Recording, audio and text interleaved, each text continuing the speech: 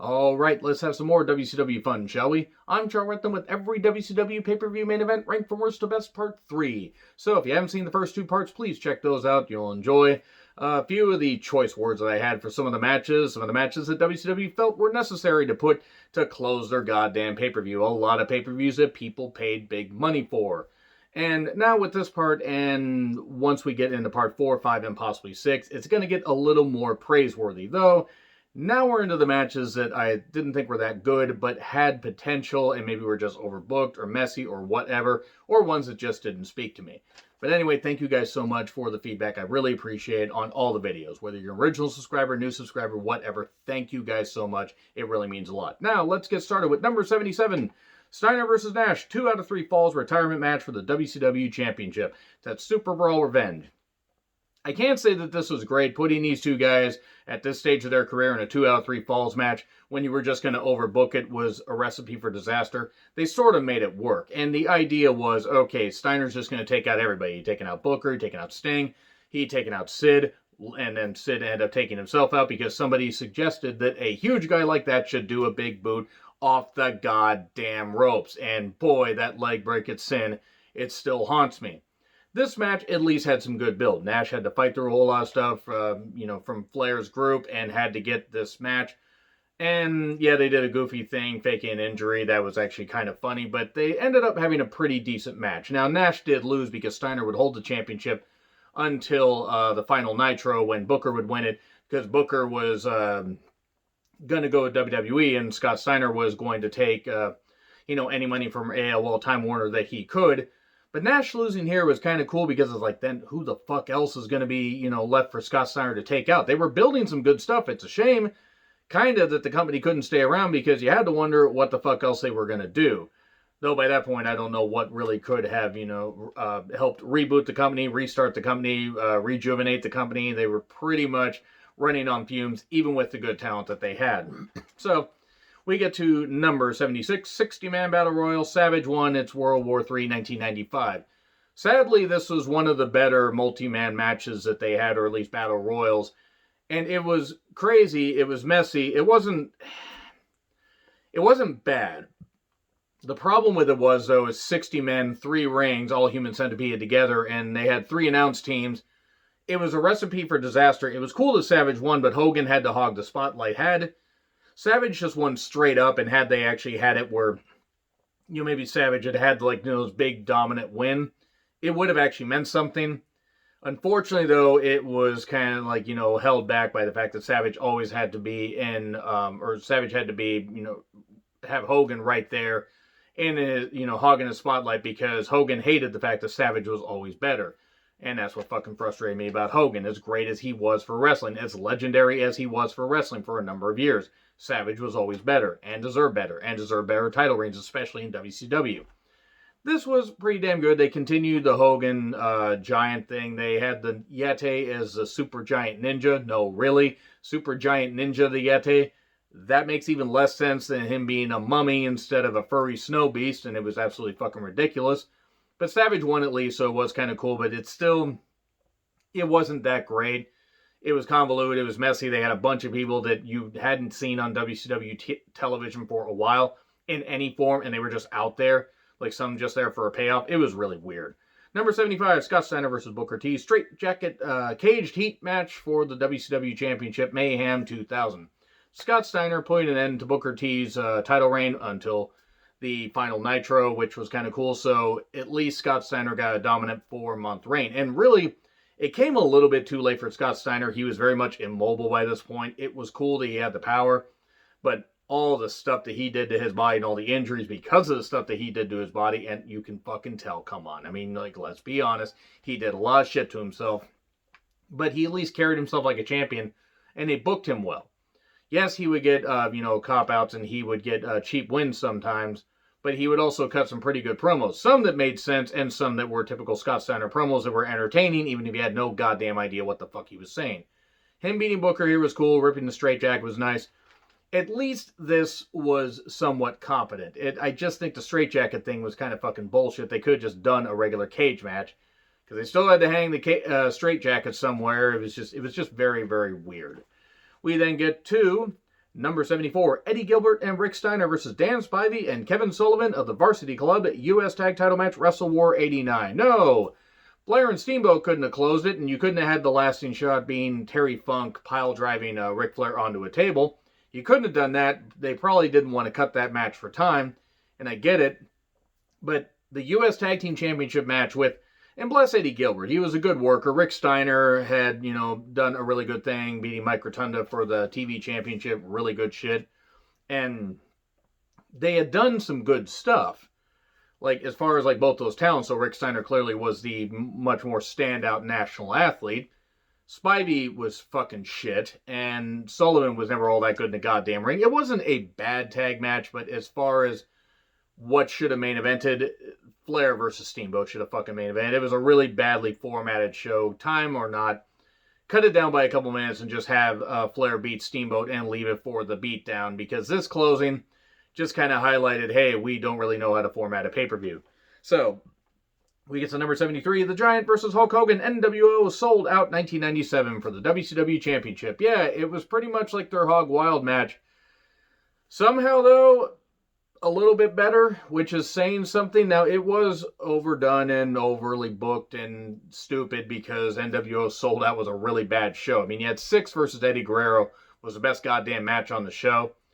But the whole idea of having the old school feel and, the stripped down version and having the NWO have their own pay-per-view was a nice idea on paper, but in execution was fucking goddamn rotten. God, was it ever. And Hogan would win, and he would go on to face Piper at Super Brawl 7, and holy shit, that fucking match was real shit. But this, at least, parts of it were okay, and then it's like, it was not much better, though. At least we had no Yeti run-in, but, the Yeti, but it just didn't really fire to me. I don't know. This just didn't work. We then get to number 72. It's Hogan's team versus the Dungeon of Doom War Games 1995. I'm going to go to my cheat sheet here because, unfortunately, I kind of forgot some of this stuff because I can only remember so much. Hogan, Savage, Sting, and Luger. The Dungeon of Doom members were Kamala, the Shark, Zodiac, who was the former Butcher, the former Bruce Beefcake, the future Booty Man, and all that. And yeah, they really thought those gimmicks were good ideas. And also Ming. Ming was in a cage match and nobody died. That means that nobody pissed Ming off. Yeah, but the War Games match, it wasn't terrible, but there was also dissension because this was right after Nitro launched. And there was dissension because, like, could anybody trust Luger? Luger would turn on Randy Savage and, basically join the Dungeon of Doom, but then would still be aligned with Sting. And it was a nice overarching story that got messy.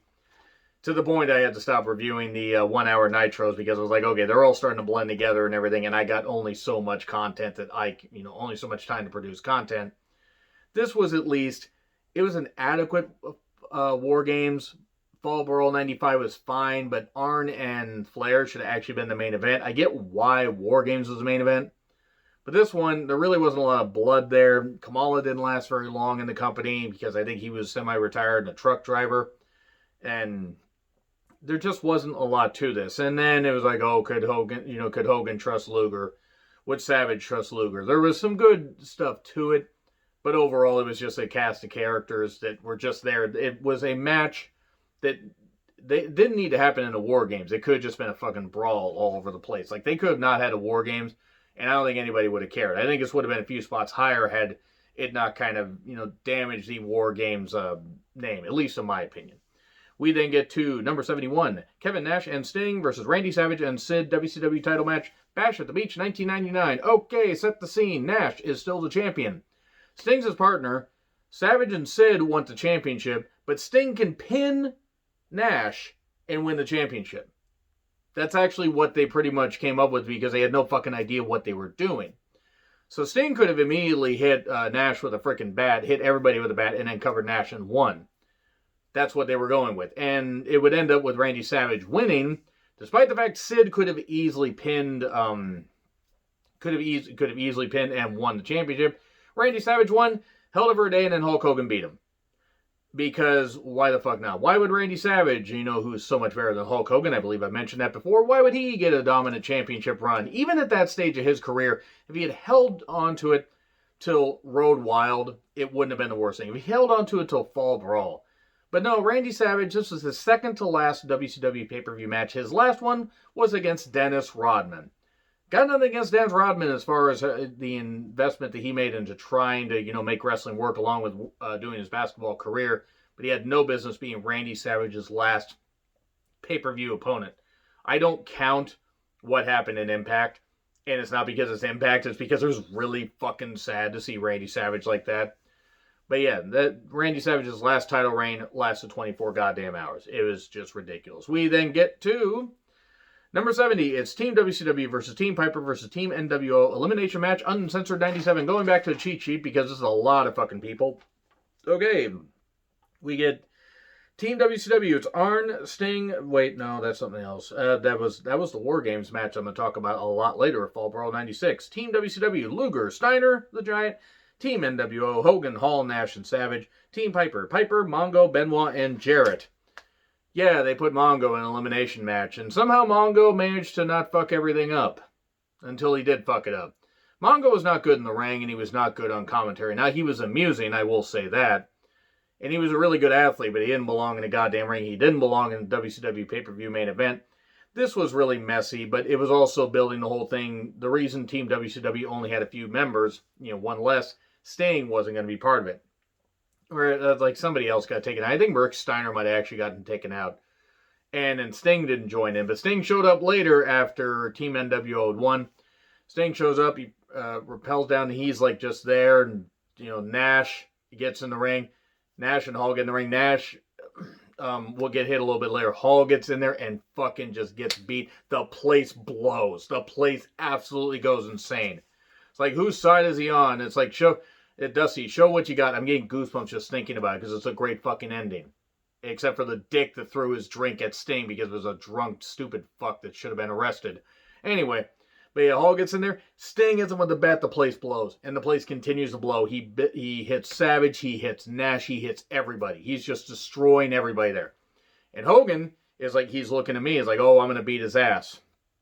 And Sting just holds that bat and just looks at him. All they had to do was have Sting win a Starrcade. And they couldn't fucking do that. And it was fucking revolting. But yeah, that part was great. Unfortunately, the problem, they fucked it up afterwards. Now, they had a great moment on the following Nitro where Sting had come down and he joined WCW and held the bat. And Hogan was really goddamn scared, selling it like crazy. But then Sting wasn't tan enough at Starrcade 97. I'm still not going to forgive that. It was unfucking forgivable that they botched it like that. The elimination style, though, did fucking work to an extent. It wasn't great, but it did work to an extent. We then get number 69. Nice. Roddy Piper versus Hulk Hogan, Super Brawl 7 WCW Championship. Okay, Icon versus Icon was not for the championship, and Piper won. The championship's on the line, and they do a fluky bullshit thing where Piper won, then he didn't, and then Savage turned on Piper, and then Piper lost through fluky methods, so technically he didn't lose because Piper didn't want to do a job for Hogan. I don't blame him because Piper, even at that stage, was still, to me, more viable than Hogan was, even with bad hips. But no, they decided to fuck all that up. Piper, by the way, stayed in Alcatraz, apparently, because I believe this was at the Cow Palace, if I recall correctly, or somewhere near. And he stayed in Alcatraz that had been decommissioned for a while, but he stayed there and he was all dirty and everything when he showed up, and he swam to Alcatraz or took a boat or whatever. Why did they overbook it like that? Piper's crazy. They need to make him that crazy, and it wasn't a fucking good idea, and it was a fucking rotten match. Now, it was still a little bit better than, stuff they would have later in the year, but that's not fucking saying much. Anyway, we then get to number 68. Less nice. Hogan versus Giant, Hogwild 96 WCW Championship. Giant had this dominant run and then loses to Hogan in the overbooked Sturgis bullshit setting. I never really... Yes, the Black Hills look beautiful and Sturgis is a great location visually. And, looks nice. It isn't good for a wrestling event. And it wasn't... This was not a good show. There were a couple good matches on it. I think this might have actually been the best of the Hogwild or Road Wilds. But the Giant losing in such a stupid method when he had been so dominant and then lost because Hogan, just used shenanigans and everything and got the victory and held on to the championship for almost a year before dropping to Luger and then winning it back at Road Wild 97. and then dropping it to Sting in the most convoluted way possible. And I'm going to move on from that. This match wasn't very good. We then get to number 67, Sting versus Sid, NWA Championship, or WCW Championship. No, it was the NWA Championship still. They hadn't gone for the NWA. Halloween Havoc 1990. Okay, so here's this idea. They have Sid dominant. They want to have Sting win. And they decide to do a fucked up thing where Sting fights with people. He fights, I think, with Flair and Arn, if I recall correctly.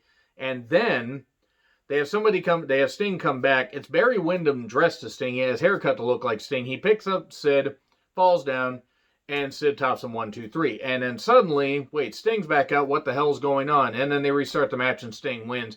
And it was fucking stupid. I also don't get the red carpet, the red mat that they had there. The red, ring canvas. It was very, very odd. It looked like they were going to some kind of fucking prom. This was not a very good match. And it's sad because I like both guys. But this was not very good.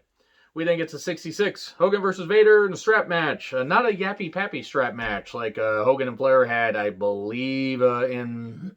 God, was it 2000? It was 2000. They had so many matches later in the decade. Well, later in that decade that I actually totally fucking forgot. Uncensored 95. Okay, so the idea is you're in a strap match, you're supposed to drag your opponent to all four corners. Flair was not on this card, but Flair was in Vader's corner, and they had Hogan drag Flair to the corners and win. That's what they fucking did. That's the kind of horseshit booking that they were doing here. Where Hogan was going to retain, he was going to beat Vader, but they had him, instead of dragging Vader, instead of having Vader cooperate, this kind of stuff, whatever, they decided to just have Flair buried a little bit more. It was stupid. It was really fucking stupid. It didn't protect Vader. It made Flair look like a goof. Made Hogan look like a dick because he was just picking on somebody that wasn't in the goddamn match. It was shit. It was fucking shit. I don't expect logic in all of my wrestling, but goddamn, this is dumb. But then get to number 65, Team WCW versus NWO Hollywood versus NWO Wolfpack. And that is at Fall Brawl 98. And I have to go to the cheat sheet again. Apologies, guys. There's a lot of paper that I'm working with here. Team WCW was Piper, DDP, and Warrior. NWO was Hogan, Brett, and Stevie Ray. Yeah, Stevie Ray was in a War Games match. I love Stevie Ray. But it was very odd that they chose him to be in this. Wolfpack, Nash, Sting, and Luger. The idea was, unlike previous War Games where everybody had to get in the ring and it was submit or surrender, or even pinfalls, they later changed it to pinfall stuff. Okay, you had to do something like that. That's fine. In this one, you could win when there were just 2 people in the ring, or 3 people in the ring, and then they just did the number stuff in the intervals. And Warrior already had botched his fucking debut about a month prior, and by this point, it was obvious that Hogan wasn't going to win. Warrior wasn't going to win. Warrior ends up like freaking partially tearing his goddamn bicep during this because this is what really pisses me off about this goddamn match. This is what actually fucking frustrates me. They had a trap door thing so Warrior could do his entrance, or somebody could do their entrance like that. And it might even been Renegade that did it because he was still part of the company. But, a trap door so he could come out, they could do the smoke thing, you do all that, and then he could make his entrance, and he could do that, he could then disappear, and then he could pop out of the entrance, and what the fuck is going on? It was really fucking stupid. And DDP ends up winning the thing, which is fine, but then Warrior makes his entrance, and his trap door, by the way, was the same one that nobody got told about, and I believe Bulldog was one of the people that got injured landing on it, and it jacked up his back, and he was never the same afterwards. And I mean, seriously, take a look at him. Take a look at him going into that match, and look. It was him, Neidhart and Bulldog against Disco and Alex Wright, I believe. Don't quote me. I know Disco was in it. I think Alex Wright was. He lands on that trap door, tries to do a power slam, can't even lift Disco. Can't even lift Disco, who is a big sack of shit, but Bulldog was strong enough to get him, and he couldn't because his back was fucking busted. Because nobody told him about the fucking trap door because somebody was an idiot. And anyway, Warrior didn't warrant that shit anyway. And then Warrior kicks out the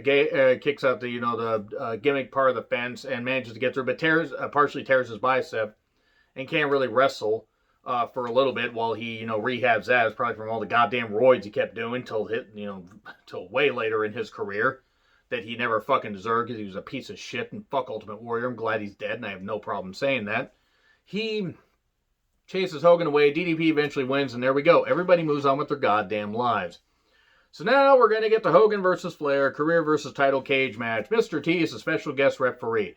All I remember about this is Sensational Sherry deserved a whole lot better than she fucking got, and it was actually fucking ridiculous that she managed to do as much as she did, despite the fact that she was taking so many unnecessary bumps. Flair looked like a goddamn goof here. The cage barely looked like it was more than 8 feet tall.